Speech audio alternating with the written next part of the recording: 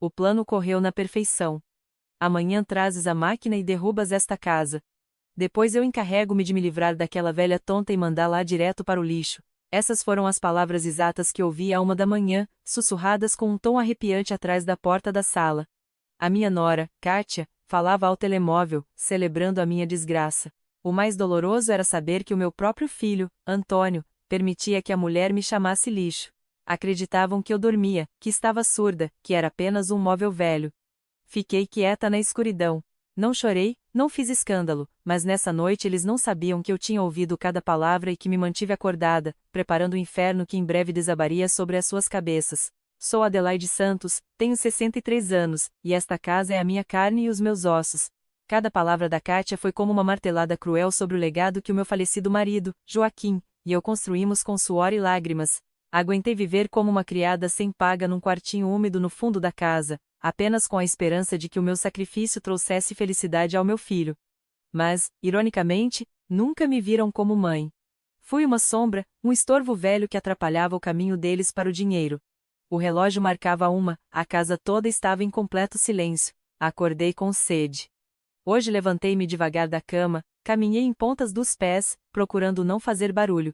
Cruzei o quintal em direção à cozinha, mas ao passar junto à sala detive-me de repente. Uma luz tênue escapava por baixo da porta e ouvia-se uma voz emocionada sussurrando que me pôs os cabelos em pé. Reconheci imediatamente aquela voz era Kátia. Encostei-me à parede, oculta nas sombras, sustive a respiração. Ela continuava a falar ao telemóvel, a sua voz cortava. Tudo correu como planeado. Já não tens com que te preocupar, soltou uma gargalhada venenosa que me gelou o sangue. Consegui que aquele parvo assinasse os papéis. Ainda acredita que é para reforçar os alicerces da casa. Senti o coração a querer sair-me do peito. O que planeavam fazer? Quem assinou? O Antônio. Dei mais um passo, apurei os ouvidos para não perder detalhes. Presta atenção, baixou a voz Kátia, embora a malícia continuasse lá. Amanhã às 7. Não quero que chegues atrasado. Traz a retroescavadora.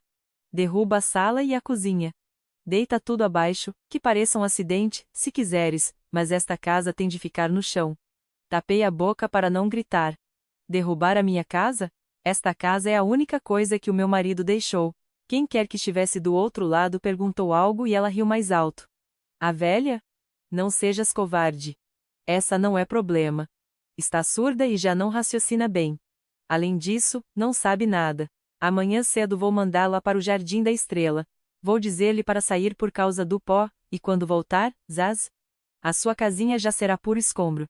Não lhe restará mais nada senão ir para um lar do Estado. Já encontrei um baratinho nos arredores. As lágrimas brotaram quentes, mas não me atrevi a limpá-las. Temia fazer barulho. Aquela velha tonta acredita que o filho vai cuidar dela até que morra. Que ternura me dá. Amanhã, quando já estiver tudo destruído, vou obrigá-la a assinar a renúncia. Não entende nada de leis. Com um par de gritos assusta-se e assina o que for. Sempre foi uma covarde. Cada palavra da minha nora apunhalava minha alma como agulhas. Tonta, surda, covarde. Isso é o que sou para ela, depois de tantos anos a lavar a sua roupa, a cozinhar para ela diariamente. Mas o pior não foi isso. O pior veio depois. Olhei para o outro lado do corredor, caminhei em direção ao quarto do Antônio. Ele continuava acordado. Naquele silêncio espesso, o Antônio devia estar a ouvir a sua esposa. A voz da Kátia ouvia-se nítida. Ele tinha de ouvir como ela tramava destruir a casa dos pais. Eu tinha de ouvir como ela planeava atirar-me para a rua como um cão cheio de sarna. Não houve resposta. Apenas um silêncio cúmplice, vil e covarde. Naquele instante exato, algo se quebrou dentro de mim. Kátia continuava a falar, cada vez mais entusiasmada. A chamada terminou. Ouvi o roçar dos seus chinelos aproximando-se da porta. Quando ouvi fechar-se a porta do quarto deles, a casa voltou a ficar muda. Apoiei-me na parede gelada do corredor, fechei os punhos. Não chorei. Não podia dar-me a esse luxo. Um frio estranho percorreu-me as costas. Acreditam que não ouço? Acreditam que sou tonta? Acreditam que amanhã será o meu fim? Está bem. Dei meia volta e avancei devagar para o meu quarto de tralhas. Agora sou uma mãe encurralada, capaz de tudo para proteger o pouco que lhe resta de dignidade. Voltei ao meu canto, deixei-me cair no colchão velho. O cheiro à umidade metia-se-me até aos ossos. Antes, este espaço era o depósito de latas de tinta seca, ferramentas enferrujadas e sacos de cimento sobrantes. Mãe, que ironia! Agora não sou diferente dessas coisas. Recordo quando meu filho me pediu para mudar para aqui. Mãe, será só por um tempo, disse sem me olhar nos olhos. A Kátia quer pintar o quarto principal, aqui estarás mais tranquila, sem barulho. Consenti. Pensei que era um sacrifício necessário. Pensei que uma mãe deve incomodar-se para que os filhos estejam bem. Mas o tempo passou. Continuo aqui, encurralada entre caixas de cartão e recordações feitas em pedaços, e não é só o quarto, é tudo o resto. Pouco a pouco foram me despojando de tudo. Primeiro, o controlo da cozinha. Depois, o dinheiro da minha reforma. Mãe, já estás crescida para gerir contas bancárias, disse-me o Antônio um dia, enquanto me tirava o cartão de débito com uma suavidade que me gelou. Deixa que a Kátia administre o dinheiro, ela sabe de finanças. Tu só descansa. Ah! A amargura sobe-me à garganta ao recordar o jantar da semana passada. Aí devia ter aberto os olhos, mas preferi fechá-los com força para não enfrentar a verdade. Estávamos sentados à mesa, eu tinha feito canja de galinha, a favorita do Antônio desde criança. Aproximei-me para servir a Kátia. As mãos tremiam-me um pouco por causa da artrite, uma gota, apenas uma gota de caldo caiu sobre a toalha de mesa. Kátia levantou-se de golpe, a cadeira raspou no chão com fúria. Com um estalo empurrou o prato fundo. A sopa quente derramou-se sobre as minhas mãos e a mesa. És uma inútil, gritou com o rosto deformado pela raiva. Olha o que fizeste. Esta toalha é importada. Fiquei imóvel. O caldo queimava minha pele, mas mais ardiam as suas palavras. Perdão, filha, escorregou-me, tentei dizer enquanto procurava um pano. Não me chames filha, cortou. Estou farta de ti. Farta de te manter. Achas que o dinheiro nasce nas árvores? És um peso, Adelaide. Só serves para estorvar e gastar o nosso dinheiro. Fiquei quieta, esperando. Esperando a voz do meu filho. Olhei para o Antônio. Estava sentado na cabeceira, o lugar que antes ocupava o seu pai. Viu como a sua mulher me humilhava. Viu como a sopa me queimava as mãos. Mas não levantou o olhar. Continuou a comer. O seu silêncio doeu mais do que qualquer golpe. Naquele momento entendi que já não tinha filho. Aquele sujeito sentado ali já não era o meu filho, mas um covarde que preferia engolir o seu orgulho junto com a sopa antes de levantar a voz perante a sua mulher. Eu recolhi os pratos partidos em silêncio e tranquei-me neste quarto úmido, onde chorei até que o sono me venceu. Por quê? Antônio. Entreguei-te a minha alma inteira para te criar, e agora pagas-me com este silêncio miserável? Permites que uma estranha me pise pior do que a um cão? Olho para a queimadura na minha mão. A pele sarará, mas a rachadura na tua dignidade, filho, não terá remédio. Acreditei que se me chegasse para o lado vocês seriam felizes. Mas quanto mais eu cedia, mais me esmagavam. Hoje ponho-me de pé. Acabou-se o meu papel de mártir. Cravo a vista naquela parede do fundo. Atrás desse reboco não há apenas tijolos. Há uma promessa. Um segredo que o teu pai me confiou há 10 anos e que, por ingenuidade, esqueci até hoje. Esqueceste-te de quem sou, Antônio. Mas eu não. Esta noite, Adelaide, a submissa, morreu. Amanhã conhecerás a mulher que levantou esta casa com as suas próprias mãos, junto com o teu pai. Seca as lágrimas, Adelaide. Chegou o momento de recordar tudo. Fecho os olhos e agarro-me à imagem do Joaquim, o único pilar firme que tive nesta vida. Invade-me aquela recordação de há 10 anos. Aquela tarde chuvosa em que o Antônio se ajoelhou, suplicando que hipotecássemos a casa para o salvar de uma dívida enorme e não acabar atrás das grades. O meu coração de mãe quis assinar, mas o Joaquim deteve-me. Ele não se deixava enganar. Já via a ambição nos olhos do nosso filho e o veneno da Kátia desde então. No dia seguinte, no escritório do advogado Eduardo Mendes, o Joaquim impôs uma condição: vou ajudar-te, filho, mas antes assinas isto. E o Antônio assinou sem ler, faminto pelo cheque. Mas eu ouvi. Era um usufruto vitalício com cláusula de revogação por ingratidão. Isso queria dizer que, embora a casa ficasse em nome do Antônio para os seus negócios, se ele nos abandonasse ou tentasse fazer-nos mal, a propriedade voltaria às minhas mãos imediatamente. O Joaquim sabia-o. Mas, meu Deus, ele sabia-o.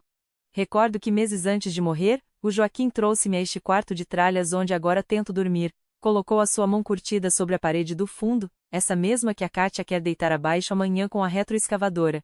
Velha, escuta bem o que te vou dizer, murmurou-me. Esta parede não é apenas massa e tijolo. Aqui atrás está o teu salva-vidas. Se eu faltar e se um dia o nosso filho se torcer e te deixar só, não deixes que ninguém toque nesta parede. Procura o Eduardo Mendes. Ele guarda a chave de tudo. Pelo luto e pelo peso dos anos, eu tinha enterrado essa recordação. Pensei que esse documento era puro trâmite. Acreditei que o Antônio jamais cairia tão baixo, mas esta noite, a vergonha devolveu-me a memória. Lavo o rosto. Já não há medo. Apenas uma calma rara. Essa que vem antes do trovão. Amanhã, quando amanhecer, não serei a vítima da história deles. Serei a autora do seu desfecho. Filhos queridos meus, alguém aqui já entregou tudo pelos seus filhos e apenas recebeu desprezo? Ou acham que deveria continuar a aguentar calada? Digam-me o que pensam com um gosto, ou comentando aqui abaixo. O vosso apoio é o meu motor para continuar esta luta. Já são 4 da manhã. O vento gelado da noite em Sintra colava-se pela frincha da porta. Endireitei-me no colchão e procurei o meu chale preto, esse que o Joaquim me deu quando cumprimos 30 anos de casados. Tinha de ir e tinha de fazê-lo naquele instante. Abri com extrema cautela a porta de trás da cozinha, a dobradiça velha e enferrujada costuma ranger. Empurrei-a e respirei fundo. Cheirava a liberdade, sim, mas também a risco. Se a Kátia acordasse, se o Antônio descesse para beber água e me surpreendesse a sair, tudo viria abaixo. Chamariam-me de louca, prender-me-iam antes de permitir-me avançar um só passo. Mas não voltei atrás. Caminhei com pressa pelas ruas de pedra. Não ia à missa da madrugada. Cheguei à casa do advogado Eduardo Mendes 20 minutos depois. O Eduardo vive numa casarão antigo, repleto de livros e memórias, tal como ele. O seu escritório estava iluminado. Sempre batalhou com a insônia, graças aos céus. Toquei a campainha uma vez, depois duas. A porta abriu-se. Eduardo saiu de roupão, com os óculos meio torcidos e um livro na mão. Ficou a olhar para mim desconcertado. Adelaide, disse, ajustando os óculos. O que fazes aqui a estas horas? Passou-se algo? Não é a casa, Eduardo. E é a memória do Joaquim. Necessito do teu apoio agora mesmo, respondi, cruzando a entrada sem pedir permissão. Contei-lhe tudo o que ouvi, que uma escavadora chegaria às 7. Contei-lhe como meu próprio filho se escondeu enquanto a sua mulher tramava atirar-me para a rua. Enquanto falava, a expressão serena do Eduardo mudou. Os seus olhos, por norma tranquilos, encheram-se de raiva contida. Apertou os lábios até deixarem de ter cor. Mal-nascido, sussurrou Eduardo, dando um golpe suave sobre a sua secretária com o punho. O Joaquim não descansaria em paz se soubesse disto. O Antônio quebrou o acordo. Eduardo levantou-se e foi para uma parede forrada com arquivadores de metal. As suas mãos, manchadas pelos anos, moviam-se com destreza. Rebuscou entre pastas gastas pelo tempo. Aqui está, disse, ao tirar um envelope grosso e coberto de pó. Deixou-o sobre a secretária e abriu. Tirou o documento original que assinamos há 10 anos. O papel algo amarelado, mas as assinaturas a tinta azul continuavam frescas como recém-feitas. O usufruto condicionado, leu Eduardo, deslizando o dedo pelas cláusulas. Escuta isto, Adelaide, cláusula 5ª.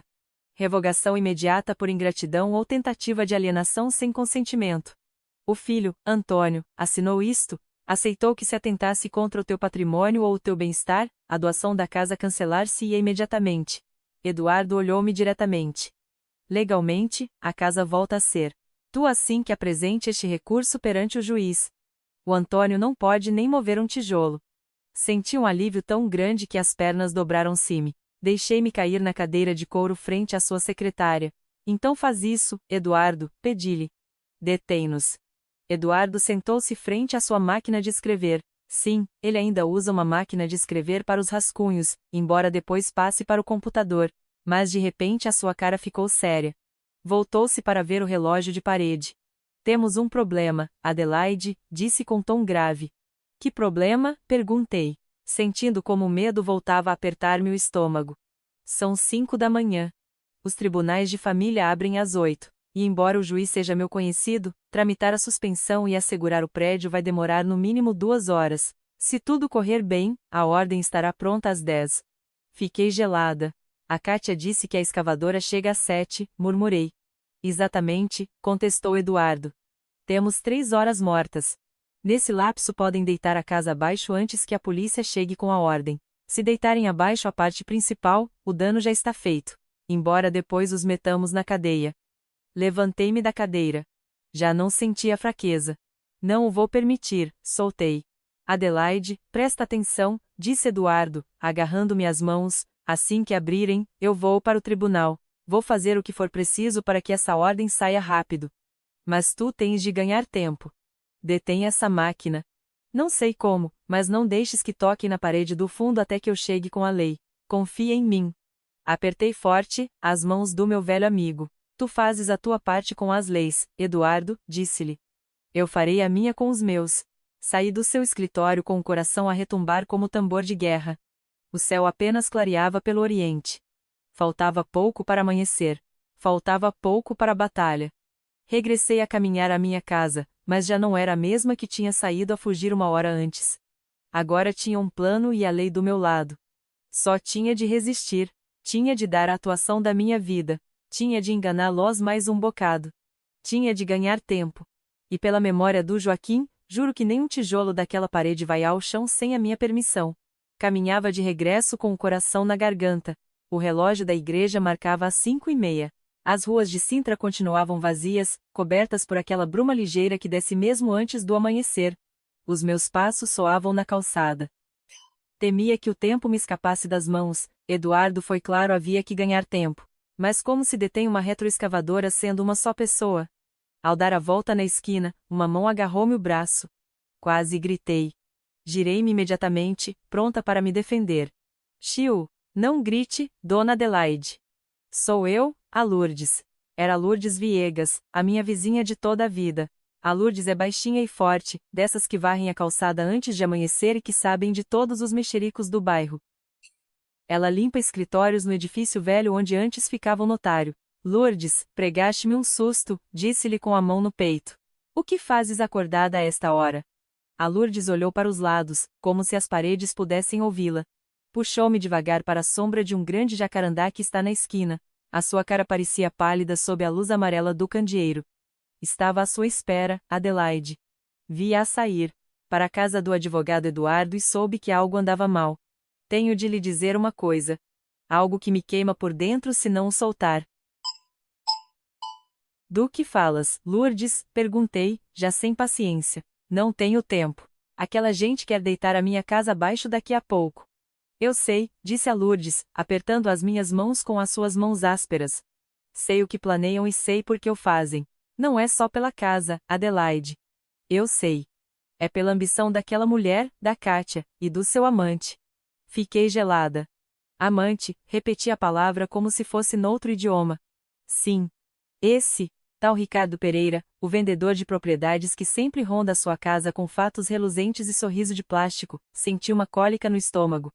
O Ricardo era sócio do meu filho Antônio, confiava cegamente nele. Dizia que o Ricardo era uma mente brilhante para os negócios. A Lourdes tirou o seu telemóvel do bolso do avental.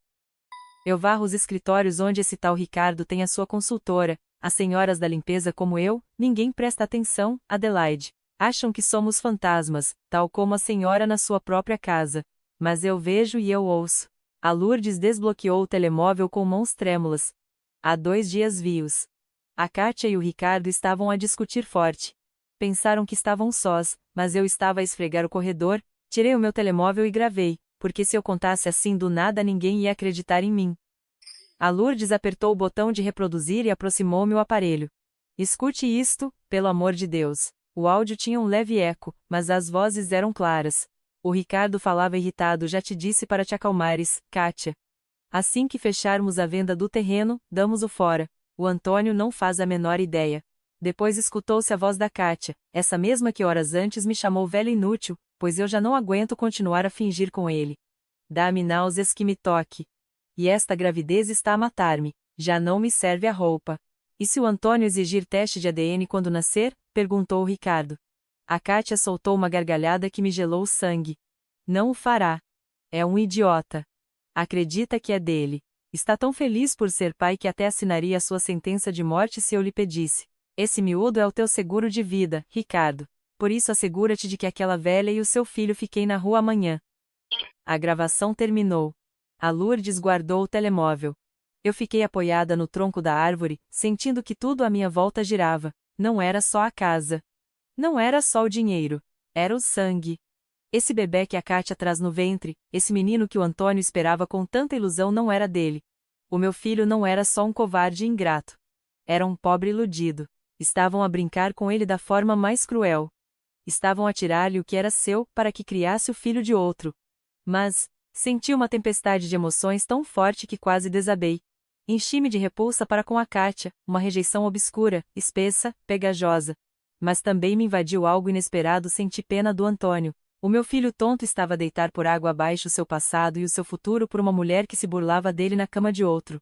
Tenha, Adelaide, disse a Lourdes. Já lhe mandei o ficheiro. Use-o. Acabe com eles. Olhei para o ecrã do meu telemóvel velhinho. A mensagem a entrar piscava na escuridão. Aqui está, disse. A prova do pecado. Obrigada, Lourdes, disse. A minha voz soava estranha, como de outra pessoa. Deus te abençoe por isto. Vai ter com o Antônio agora? Perguntou a Lourdes. Vai mostrar-lhe para que ele detenha a demolição? Apertei o telemóvel com força. Senti o seu peso como se trouxesse uma granada sem cavilha. Poderia ir a correr para casa. Poderia acordar o Antônio, pôr-lhe a gravação e vê-lo desmoronar-se antes que chegasse a maquinaria. Ele cancelaria tudo, correria com a Kátia. Mas então pensei na noite anterior. Recordei-o escondido atrás da porta. Recordei todos os meses de humilhações que ele permitiu. Abanei a cabeça lentamente. Não, Lourdes. Não lhe vou mostrar agora. A Lourdes olhou-me com cara de espanto. Por que não? Aquela mulher está a fazer-nos de parvos a todos. Porque se lhe mostrar agora, o Antônio só se vai fazer de vítima, disse-lhe, sentindo o coração a endurecer-se. Ele vai chorar, vai fazer-se de ofendido e pedirá desculpas. E eu sou a mãe dele e acabarei por perdoá-lo demasiado cedo. Não aprenderá nada. Voltei-me para onde ficava a minha casa. Ele tem de perder tudo antes. Tem de sentir o vazio gelado do abismo. Tem de ver como o seu lar é destruído por sua culpa. Só quando estiver na ruína, sem teto nem cêntimo, lhe mostrarei a verdadeira cara da sua esposa. A dor é o único mestre que resta ao meu filho. A Lourdes assentiu devagar, com uma expressão de respeito. A senhora é uma mulher forte, Dona Adelaide, disse ela. Vá e ponha fim a isto. Eu rezarei por si. Despedi-me da Lourdes e retomei o caminho. O sol já quase assomava. Caminhava com passo firme. Já não ia para minha condenação. Ia em direção ao meu veredicto final. E eu era a juíza. Guardei o telemóvel no fundo do bolso do meu avental. Ali ficaria, esperando o segundo exato para detonar. A compaixão já não vivia em mim. Só restava um plano gelado e exato. Prepara-te, Kátia. Prepara-te, Antônio. A função está prestes a começar. Consegui meter-me no quartinho de tralhas mesmo a tempo. Tirei o chale e escondi-o debaixo do colchão. Deitei-me, tapando-me até ao queixo com a manta velha que cheira a mofo. O coração retumbava-me contra as costelas com tanta força que temia que se ouvisse lá fora. E fechei os olhos. Tinha de aparentar. Tinha de ser a velhinha indefesa que eles juravam que eu era. Apenas passaram 10 minutos quando a porta se abriu de golpe. A luz dura da manhã entrou no quarto, queimando-me os olhos. Ali estava a Kátia. Já se tinha arranjado e pintado, perfeita como se fosse a um evento elegante e não a presenciar uma demolição. Atrás dela, como sombra desganada, o Antônio. Para cima, Adelaide, disse a Kátia, sem se incomodar a saudar. Já é tarde. Endireitei-me devagar na cama, esfregando os olhos como se saísse de um sono pesado. O que se passa, filha? Perguntei, dando à minha voz um tom de tremor e desorientação. Por que tanta confusão tão cedo? Hoje vem arranjar o esgoto da rua, soltou com uma naturalidade que me deu arrepios. Vai haver muito pó e barulho. Não é bom para os teus pulmões velhinhos. Por isso, vais para o jardim. Atirou-me um saco de plástico sobre as pernas. Dentro havia uma garrafa de água tépida e um pão doce espalmado. Depois tirou umas moedas do bolso e deixou-as cair sobre a cama. Toma, para que compres um café ou algo. Mas não regresses até que o sol se ponha. Entendeste? Não quero ver-te a rondar por aqui, a estorvar os trabalhadores. Olhei para as moedas brilhantes sobre a colcha encardida. 5 euros. Esse era o preço que ela punha à minha dignidade. Esse era o bilhete para me tirar da minha própria casa. Levantei o olhar e procurei os olhos do meu filho. O Antônio estava encostado na ombreira da porta. Trazia vestida a sua camisa de domingo, embora fosse terça-feira. Não queria cruzar olhares comigo. Olhava para os sapatos, o teto, qualquer coisa menos a sua mãe. Também tu queres que eu vá, filho? Perguntei-lhe baixinho. O Antônio ficou tenso. Vi como engolia saliva, a garganta a mover-se. É pelo teu bem, mãe, disse sem me olhar, apenas num murmúrio. Estarás melhor fora. Aqui tudo se vai estragar. Sim, pensei eu. Isto vai estragar-se, mas não como tu crês. Levantei-me devagar, fingindo que os joelhos me doíam mais do que o normal. Agarrei no saco de plástico e no punhado de moedas. Vesti o meu casaco de lã, esse que já tem os cotovelos rotos. Está bem, disse, baixando a cabeça como quem aceita a sua sorte. Se vocês acreditam que é o melhor, eu ajusto-me. Vou para o jardim dar de comer aos pombos. A Kátia sorriu, um sorriso desses que se dão quando alguém se sente vencedor. Como quando o caçador vê o veado a render-se. Vamos, disse ela, apontando para a rua. Caminhei lento até ao portão. Cada passo que dava a afastar-me da minha casa pesava-me mais. Mas algo dentro de mim sabia que tinha de o fazer. Cruzei o quintal onde o Antônio brincava em criança. Passei junto aos vasos de gerânios que eu mesma plantei e que agora estavam secos por descuido. A Kátia e o Antônio escoltaram-me até a porta como se eu fosse uma reclusa. Mal pus um pé na calçada, a Kátia soltou-me uma última frase. A sua voz soava preocupada, mas apenas para que os vizinhos não se dessem conta de nada. Cuida-te muito, Adelaide. E já sabes, volta bem tarde. Não queremos acidentes. Detive-me. Dei meia volta devagar e olhei-os. A Kátia com os braços cruzados, bem altiva, o Antônio com as mãos enfiadas nos bolsos, todo encolhido. Olhei para ela diretamente. Deixei que um sorrisinho se me escapasse, pequeno mas claro. Não era o sorriso da senhora boba, era o sorriso de quem tem um plano na manga. Sim, filha, respondi com voz firme.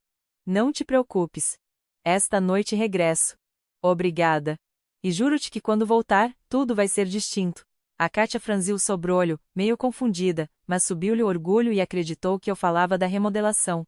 Ela acreditou que me referia a ver a casa nova. Claro que vai ser distinto, disse com desprezo. Agora põe-te a andar. Dei meia volta e caminhei. Mas não fui ao jardim. Cruzei a rua. Caminhei uns 50 metros até chegar à pastelaria do Sr. Silva. Esse lugar com janelões grandes que dão exatamente para a minha casa. Entrei e sentei-me na mesa do canto, junto ao vidro, um café preto sem açúcar, pedi ao empregado. Fiquei ali sentada como estátua, com as mãos a abraçar a chávena quente sem aprovar. Com a vista fixa na fachada do meu lar. Vi a Kátia e o Antônio a voltar a entrar. Imaginei-os a celebrar. Imaginei-os a brindar pelo seu suposto triunfo. Pobres iludidos. Olhei para o meu relógio. Faltavam 5 para as 7. Tirei o telemóvel que a Lourdes me tinha dado com todas as provas. E pus-o sobre a mesa, junto ao café. Tudo estava no seu sítio. O cenário pronto. Os atores no seu lugar. Só faltava que chegasse o convidado especial. E ali o vi. Lá ao fundo da rua, a dobrar devagar a esquina, apareceu, grande. Ruidoso. Amarelo. O monstro de ferro vinha avançar pelo asfalto, a fazer retumbar o chão. A escavadora já estava ali. Dei um gole no meu café amargo. Que comece a função. Da minha mesa na pastelaria, resguardada atrás do vidro frio, vi tudo. Parecia cena de filme grotesco. Justo quando o relógio da igreja deu as 7 badaladas, um carro preto bem elegante estacionou em frente à minha casa. Desceu o Ricardo Pereira. Trazia um fato cinzento que até magoava a vista e uns sapatos italianos que seguramente custavam mais do que o meu falecido marido ganhava num ano. Caminhava com esse ar de superioridade que tem os que se sentem intocáveis, a saudar os operários da escavadora como se fossem seus empregados. A Kátia saiu a recebê-lo. Virgem Santíssima! Aquela mulher não conhece a vergonha. Plantou-se na calçada como se estivesse numa passarela, a levar uma garrafa verde e 3 taças finas. Quem saca de champanhe às 7 da manhã numa zona residencial? Só alguém que já perdeu a cabeça ou que está tão embriagado de ambição que não distingue a manhã da noite. O meu filho, Antônio, apareceu atrás dela. Ao princípio notava-se-lhe inquieto, a ajustar a camisa, a olhar de soslaio para ver se algum vizinho via. Mas assim que o Ricardo lhe deu uma palmada e um sorriso, o meu filho descontraiu. Endireitou-se, sorriu como um miúdo que acabam de convidar, a sentar-se com os mais populares. Vi a Kátia destapar a garrafa. A rolha saltou a voar. A espuma branca escorreu entre os seus dedos carregados de anéis. Não serviu as taças imediatamente. Não, fez algo que me revirou o estômago. Aproximou-se do portão de ferro da minha casa, esse que o meu Joaquim pintava com tanto esmero todos os anos. A Kátia agitou a garrafa e atirou o vinho espumante sobre o metal enferrujado. Sobre a fachada. Sobre os vasos secos. Foi um ato de gozo. Por fim, gritou. A sua voz atravessou o vidro da pastelaria onde eu estava. Por fim vamos limpar este lugar? Gritou a rir às gargalhadas. Por fim vamos tirar o cheiro à miséria e à velhice das nossas vidas, brindo a isso, brindo à nossa liberdade. O Ricardo soltou um riso que soou mais a hiena do que a humano. Saúde a isso, sócia! Gritou, a levantar a sua taça vazia. Já era justo tirar este estorvo. Um terreno tão perto do centro é um desperdício com uma casa tão feia em cima. Os meus dedos agarraram-se à chávena de café até que os nós dos dedos ficaram brancos. Senti o impulso de me levantar, de cruzar a rua e esbofeteá-los. Mas forcei-me a ficar. Não, Adelaide. Aguenta. Olha bem. Olha quem são de verdade. A Kátia serviu as taças. Deu uma ao Ricardo. Depois voltou-se para o Antônio, ofereceu-lhe a terceira taça. E tu, meu amor, disse com essa vozinha melosa que é puro veneno. Não vais brindar? Já não tens de aguentar as lamentações dela. Não. Já não tens de lhe ver a cara triste todos os dias. És livre, Antônio. És um homem rico, Antônio. O Antônio pegou na taça. Eu sustive a respiração. Uma parte de mim, a mais ingênua, ainda pensava que ele ia deitar a taça fora. Que diria que não se pode brindar por destruir o lar onde nasceu. Que defenderia a sua mãe de tanto desprezo. Mas o Antônio olhou para o Ricardo, para a Kátia, depois para a casa. Sorriu. Tens razão, minha vida, disse o meu filho com voz clara sob a calma da manhã. Devia tê-la posto num lar desde o ano passado. Senti como se me dessem um soco seco no peito. Faltou-me o ar. As pernas tremiam-me debaixo da mesa. A verdade é que já está muito mal, continuou Antônio, a ganhar coragem com os risos dos outros. Esquece-se das coisas. Não toma banho sozinha. Só estorva aqui. Estorva para que avancemos. Estorva para que sejamos felizes. Melhor que fique a apodrecer num lar com enfermeiras e nós a gozar a vida. Não. Aí estava a verdade sem adornos. Não. Não era só medo da sua esposa. Não era só fraqueza. Era desprezo. O meu próprio filho, a quem entreguei a minha juventude, a minha saúde e todo o meu carinho, via-me como um peso, como lixo que há que varrer para poder gozar a vida. A Kátia soltou um grito de emoção e levantou a sua taça para chocar com a dele. Assim se diz, amor. Pelo que vem. Beberam de um só trago. Então a Kátia executou o seu ato final. Com um gesto dramático, atirou a sua taça vazia contra o pilar da entrada. O som do vidro a estilhaçar-se contra a pedra foi seco e conclusivo. Os pedaços brilhantes caíram ao chão, misturando-se com o pó da calçada. Esse estalo também fez em pedaços algo dentro de mim. Senti como se rompesse o último fio invisível que me unia ao Antônio. Esse laço que nem os anos nem a distância tinham podido cortar. Ele partiu com a sua deslealdade. Uma só lágrima desceu pela minha face esquerda. Estava tépida, mas foi a única. Limpei-a com um movimento firme. Acabou-se.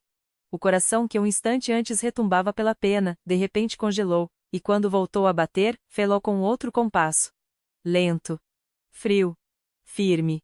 Como o aço daquela máquina que já esperava na rua. Já não sou tua mãe, Antônio Santos. A mulher que te deu a vida morreu naquela calçada junto com os vidros rotos. A que está aqui sentada é apenas Adelaide, a dona da casa e do teu destino. Observei pela janela com os olhos secos. O operador retroescavador acomodou-se na cabina. O motor rugiu a cuspir fumo preto para o céu limpo da manhã. A garra metálica elevou-se devagar, a projetar uma sombra sinistra sobre a frente do meu lar. O Antônio e a Kátia aplaudiram. O Ricardo olhava para o seu relógio, impaciente. Para eles era o começo de algo novo. Não imaginavam que estavam a celebrar o seu próprio enterro financeiro.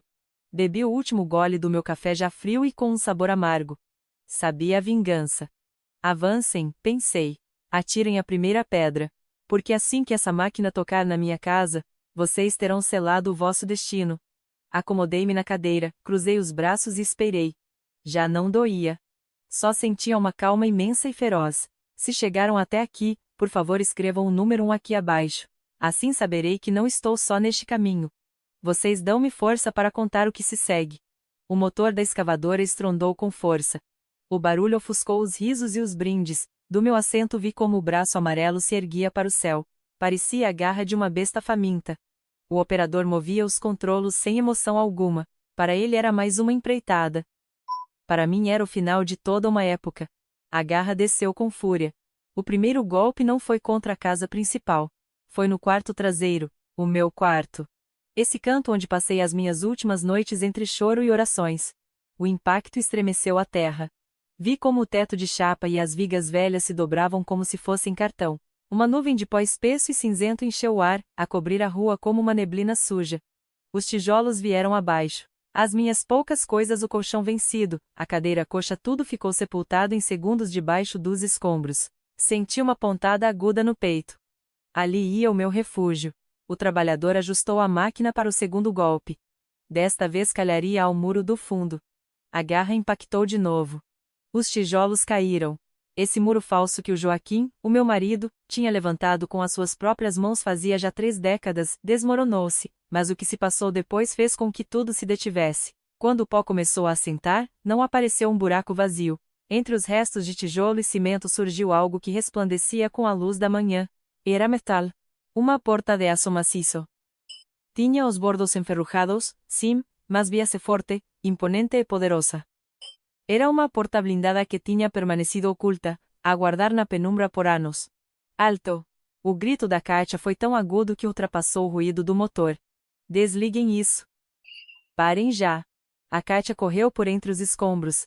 Não lhe importaram os saltos sujos nem o cabelo desfeito pelo pó. O seu olhar cravou-se na porta de aço. Os seus olhos brilhavam com uma luz que eu conheço muito bem, a da ambição desmedida. O Ricardo seguiu-a sem pensar. Esqueceu-se do seu fato de marca. Esqueceu-se de manter as aparências. O que é isso? Perguntou com a respiração entrecortada. É um cofre enorme, gritou a Kátia, a passar as suas mãos cheias de anéis pelo metal frio. Olha, Ricardo. O velho avarento tinha um segredo guardado. Virou-se para o Antônio, que tinha ficado estático na calçada, com a boca aberta e a mente no outro lado. Antônio, vem para aqui, inútil, gritou-lhe. O teu pai escondeu algo aqui. Apostamos que são moedas antigas ou as joias da avó. Sempre suspeitei que esses velhos escondiam uma fortuna. O rosto da Kátia transformou-se. Já não parecia uma mulher atrativa. Tinha se convertido numa fera que acaba de cheirar a riqueza. Esqueceu-se da demolição. Apagou-se-lhe da mente o projeto dos apartamentos. A única coisa que lhe importava era o que estava atrás daquela porta. O Ricardo aproximou-se a examinar a fechadura enferrujada. Está fechada por dentro, disse com a voz entrecortada pela ansiedade. Temos de abri-la já. Mas antes de que alguém descubra, repartimos entre nós, Kátia. Metade e metade. E o Antônio? Ninguém se incomodou em incluí-lo. Ele continuava ali, a olhar para a porta que o seu pai construiu. Talvez por um instante tenha recordado vê-lo trabalhar com cimento fresco. Talvez tenha pensado na sua infância. Mas a Kátia não lhe deu nem um segundo mais.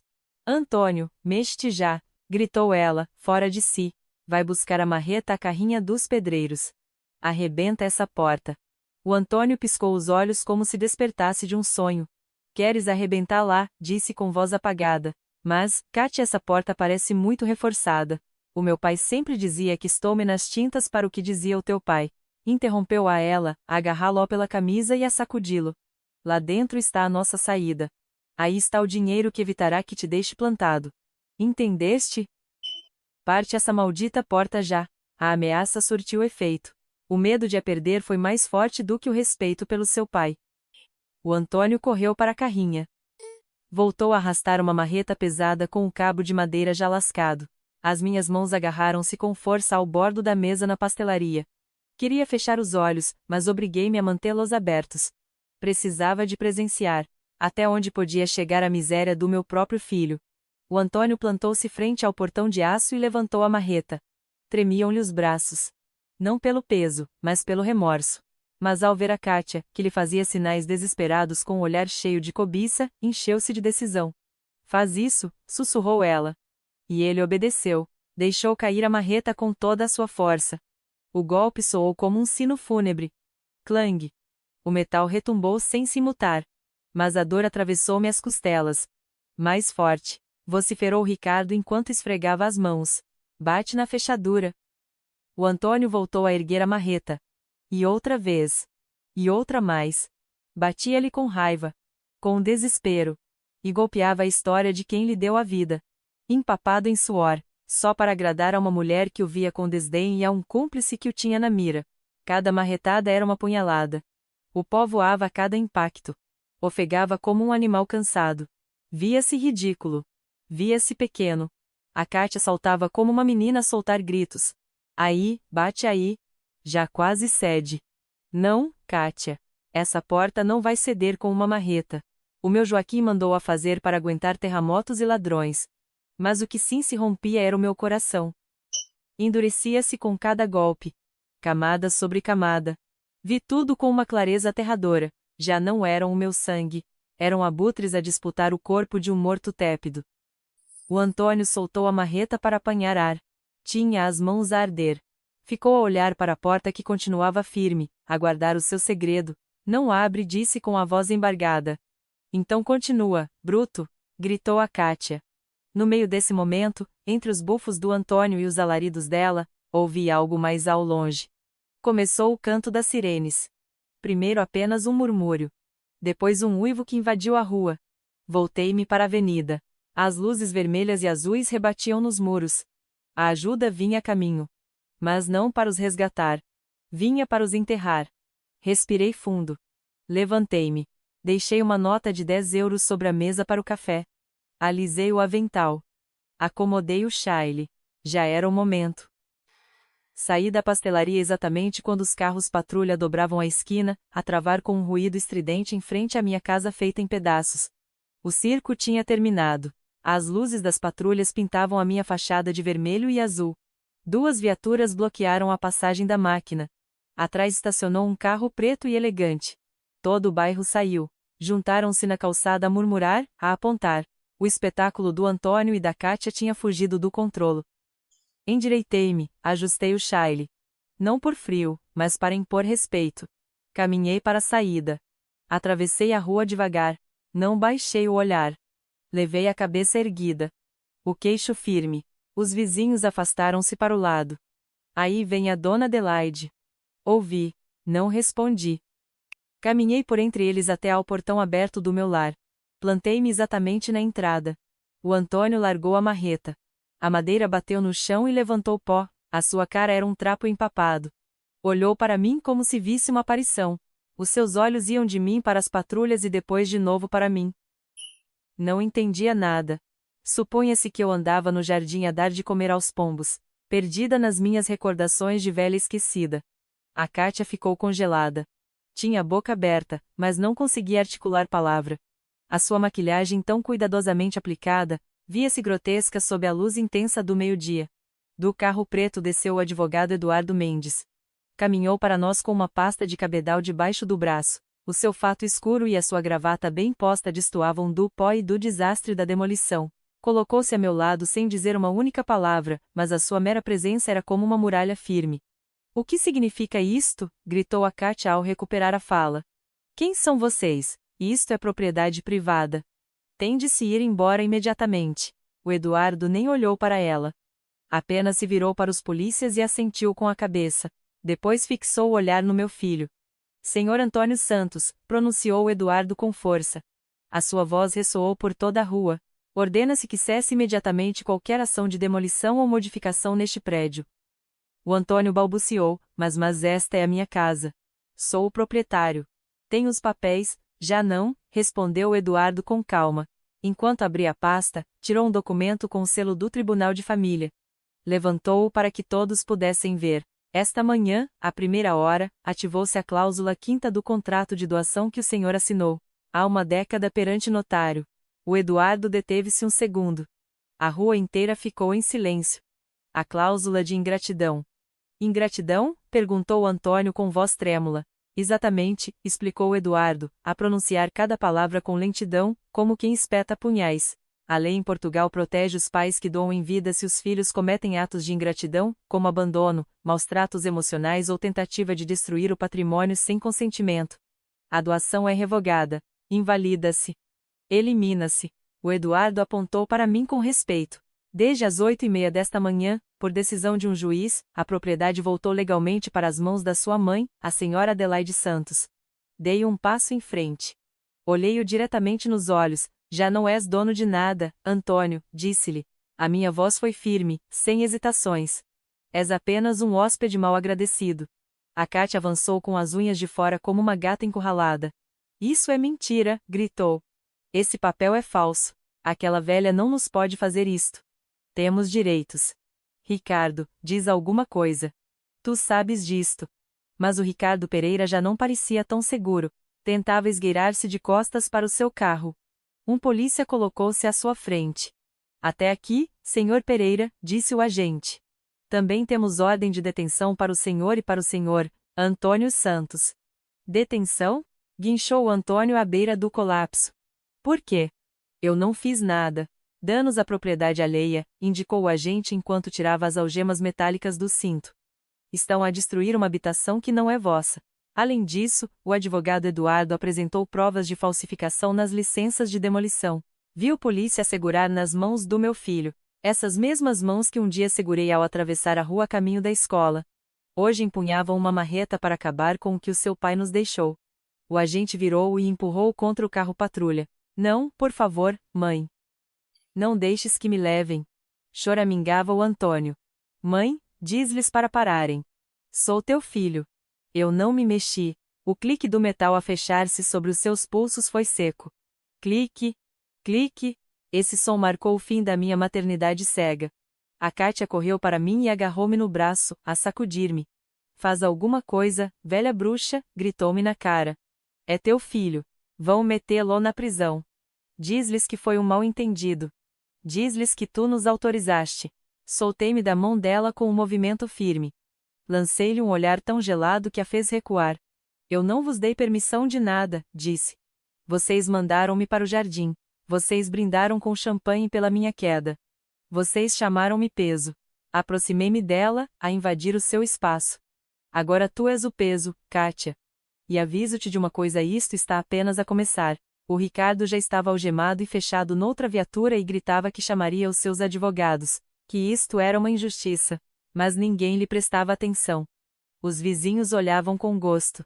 Ninguém gosta dos presunçosos. O Eduardo aproximou-se de mim e entregou-me uma cópia da ordem judicial. Aqui tem, Dona Adelaide, disse em voz baixa. A casa é sua outra vez. Peguei no documento. Senti a sua textura. Não era um simples papel. Era minha dignidade restaurada. Era o escudo do meu falecido a proteger-me a partir do além. E o Antônio, já dentro do carro da polícia, apoiou o rosto contra o vidro. Chorava como um menino pequeno. Olhava para mim a suplicar: mãe, sustive o olhar dele por um instante. Depois virei-me para casa. Para o muro derrubado que deixava ver a porta de aço. Agente, falei para os que estavam perto de mim, quero que tirem esta mulher da minha propriedade, e quero que abram aquela porta de aço. Tenho a combinação. A Kátia ficou sozinha na calçada, entre o pó e a humilhação. Sem o seu marido, sem o seu cúmplice e sem casa. A patroa tinha regressado. E desta vez não vinha servir comida. Vinha impor respeito. O pó da demolição ainda flutuava, mas o silêncio que reinava pesava mais do que os escombros no chão. Caminhei em direção à porta de aço que ficara exposta. O meu coração batia lento, com uma dor funda. Sentia os olhares de todos a perfurarem minhas costas. O olhar ambicioso da Kátia, o olhar de terror do Antônio da viatura da polícia, e o olhar firme do advogado Eduardo. Parei em frente ao sistema de segurança. Era uma fechadura antiga, daquelas de combinação rotativa, já quase em desuso. O Joaquim instalou-a com as suas próprias mãos. Lembro-me do dia. Disse-me que escolheu uma data impossível de esquecer, mesmo se perdesse a memória. 25/10/80. O nascimento do Antônio. Os meus dedos giraram o botão gelado. Senti os pequenos cliques do mecanismo.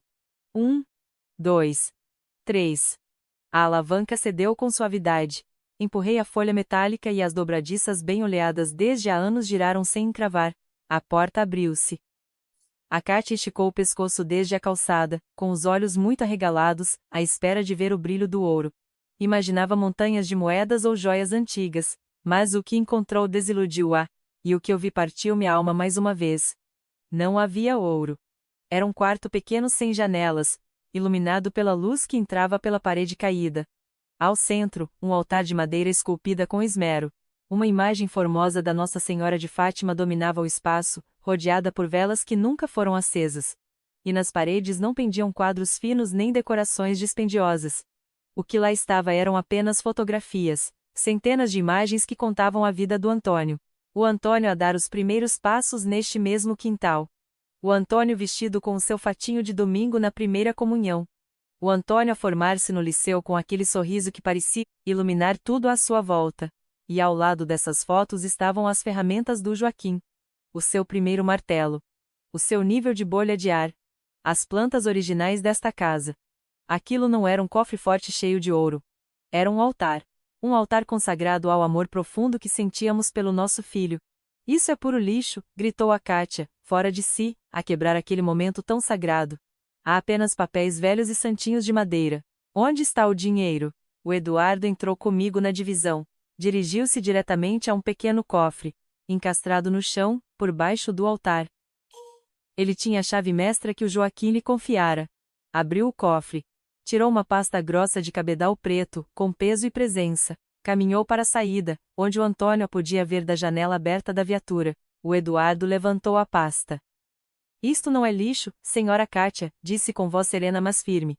Isto é o que o Joaquim construiu em silêncio durante 30 anos para garantir o futuro da sua família. O Eduardo abriu a pasta e começou a mostrar os documentos. Títulos de propriedade. Escrituras com selos válidos e oficiais. Aqui estão as escrituras de 3 terrenos comerciais na zona do Parque das Nações, e aqui o título de uma casa de férias em frente ao mar no Algarve. Além disso, os extratos de um fundo de investimento que gerou rendimentos compostos por mais de 20 anos. Ouviu-se um murmúrio de surpresa entre os vizinhos. A Kátia ficou branca como cal. As pernas tremiam-lhe. O valor total destes ativos supera 10 vezes o desta casa velha que vocês queriam vender ao desbarato. Continuou o Eduardo. O Antônio, com as mãos algemadas, apoiou a testa contra o vidro do carro da polícia. Tinha os olhos cheios de lágrimas, mas já não eram lágrimas de tristeza, e sim de uma ganância frustrada e de um arrependimento que chegou tarde. Isso era para mim? Perguntou com a voz quebrada. O Eduardo assentiu. Retirou um último papel. Era um testamento escrito pela própria mão do meu marido. Sim, Antônio. Era para ti, disse o advogado. Mas ouve bem a condição que o teu pai deixou, disse o Eduardo. Limpou a garganta e leu em voz alta. Deixo a totalidade destes bens ao meu único filho, Antônio Santos, para que lhe sejam entregues no dia em que cumpra 40 anos. Esta herança é um reconhecimento à sua lealdade e ao respeito pelo lar que lhe deu abrigo.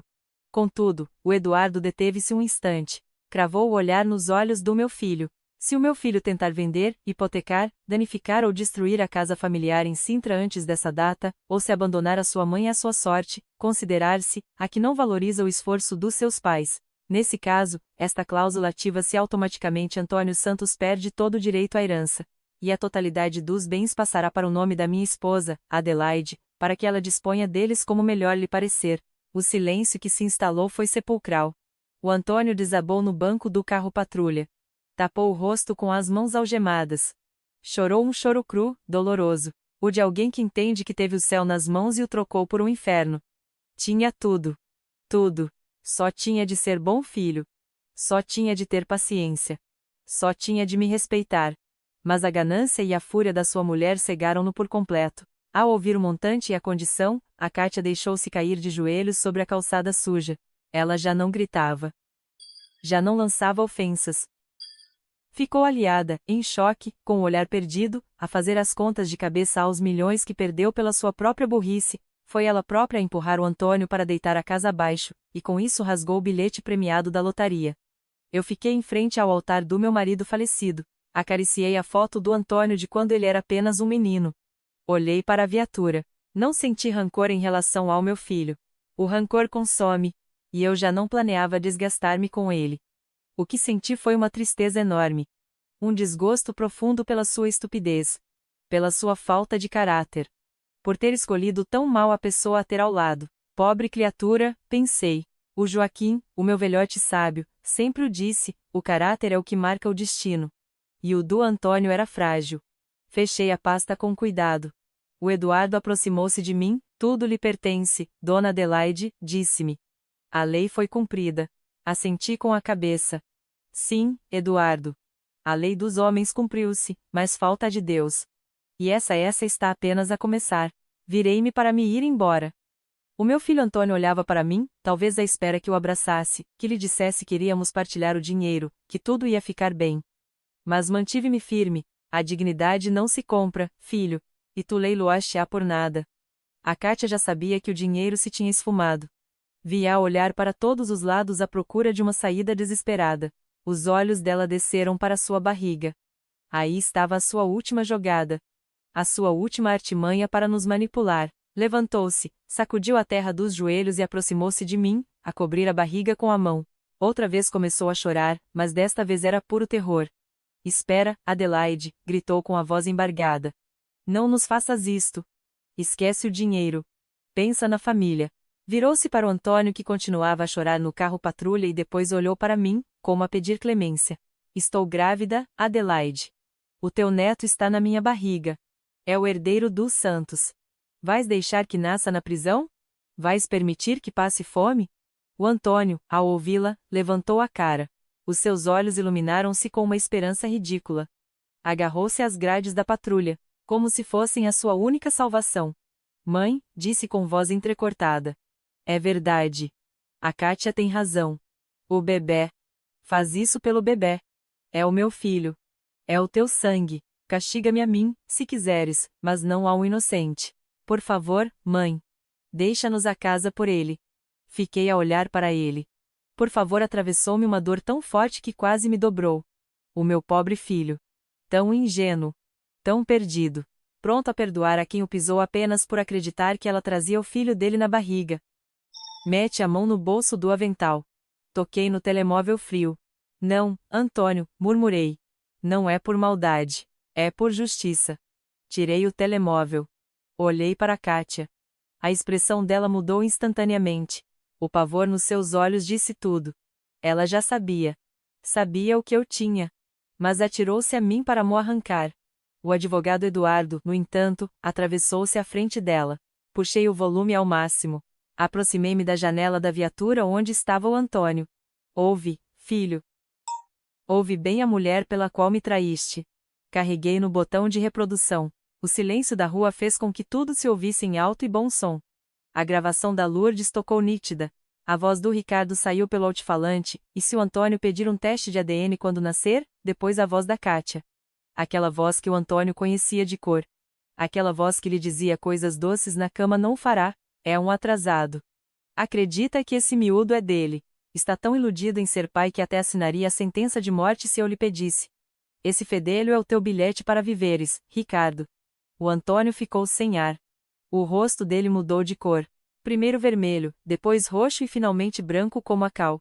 A gravação continuou amanhã, assim que nos derem o dinheiro da casa, pômo-nos a andar.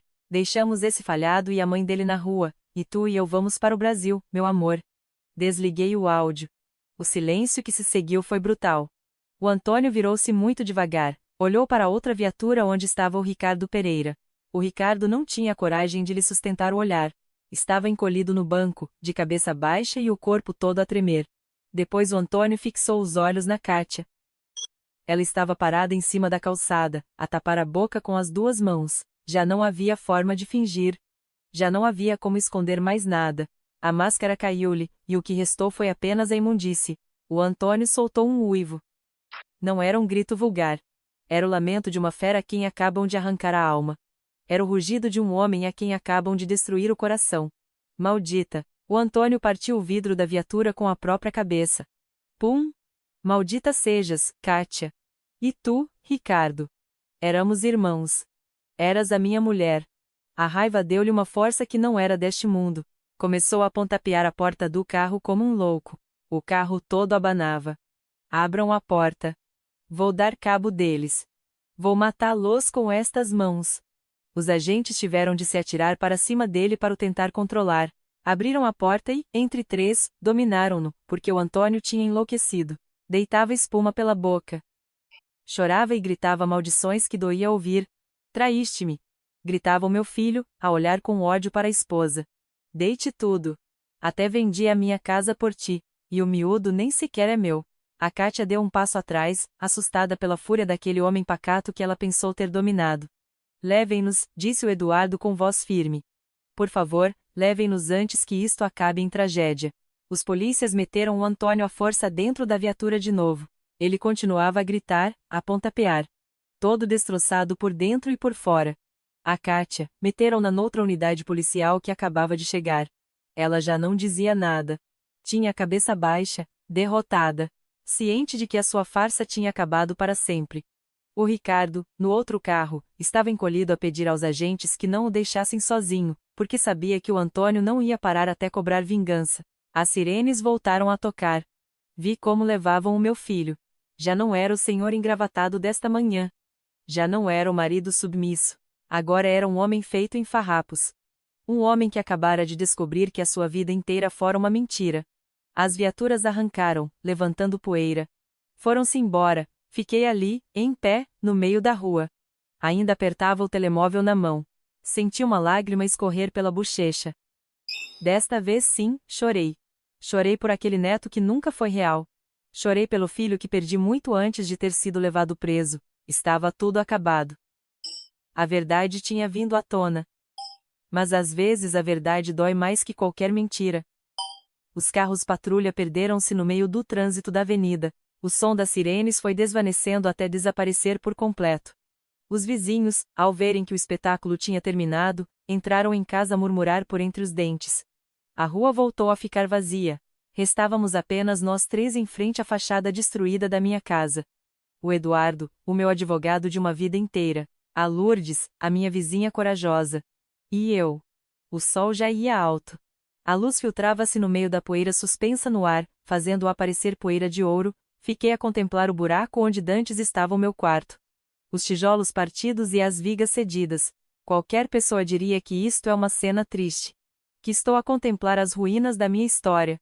Mas não. Pela primeira vez em muitos anos, o que eu vejo é clareza. Através do teto desmoronado consigo ver o céu azul. Sinto que posso finalmente respirar. O Eduardo aproximou-se de mim com calma e fechou cuidadosamente a pasta preta. O que deseja fazer agora, Dona Adelaide? Perguntou-me. Quer que arranje alguém para reconstruir o muro? Quer vender as propriedades herdadas e mudar-se para tal moradia à beira-mar? Bem que merecia. Abanei a cabeça, sorrindo.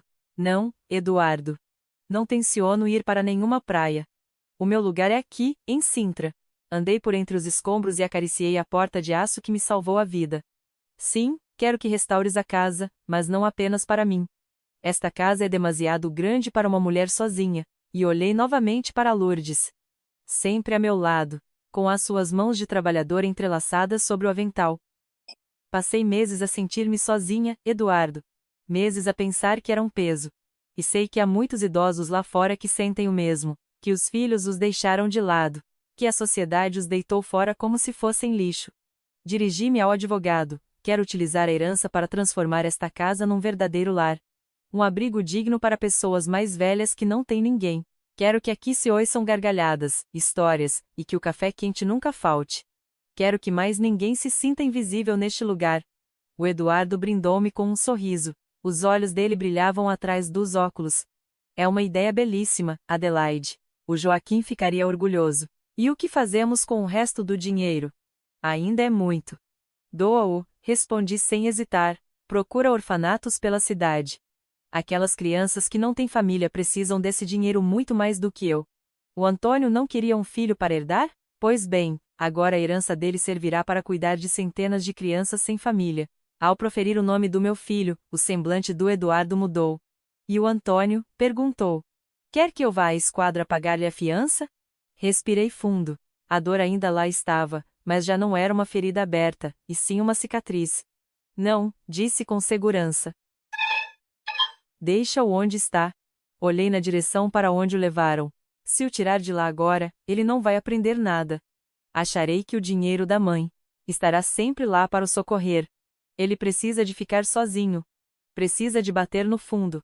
Precisa de entender que as ações têm consequências. Se ele algum dia sair e o fizer enquanto um homem diferente, verdadeiramente arrependido, então falaremos. Mas até chegar esse dia, esta casa continuará de portas fechadas para ele. Sentei-me no parapeito de um canteiro que ficara intacto. A Lourdes sentou-se ao meu lado e abraçou-me pelos ombros. O sole acariciava meu rosto. Fechei os olhos e pensei em todas as mães que me estão a ouvir. sei bem como se sentem. Ensinaram-nos a dar tudo, a tirar o pão da nossa boca para o dar aos nossos filhos. Ensinaram-nos que o sacrifício é a forma mais pura de amor. Mas falharam em algo. O sacrifício não nos deve custar a dignidade. Amar não é permitir que nos humilhem. Durante anos achei que amar o Antônio era manter-me calada, engolir os seus desaforos. Acreditei que se lhe desse tudo, ele haveria de aprender a amar-me. Mas a única coisa que fiz foi criar um homem egoísta que nunca deu valor a nada, porque nunca teve de se esforçar por nada. Hoje temos de nos amar a nós mesmas primeiro. Proteger o nosso lar, o nosso dinheiro, o nosso coração. Porque se não formos nós a fazê-lo, quem fará? Não somos mobília velha. Hoje o meu lar está feito em pedaços, é verdade, mas a minha força nunca esteve tão inabalável. A justiça divina existe, sim. Às vezes faz esperar. Às vezes chega montada numa retroescavadora amarela, às 7 horas em ponto. Mas sempre chega. O karma nunca se esquece de uma morada. Abri os olhos. O céu português nunca parecera tão limpo. Levantei-me e sacudi o pó da saia. Coragem, Lourdes, disse a minha vizinha. Vamos lá beber um café. Há muito que fazer se queremos erguer isto de novo. E a vocês, que estiveram a meu lado nesta jornada cheia de dor, mas também de aprendizagem, deixo-vos uma última mensagem.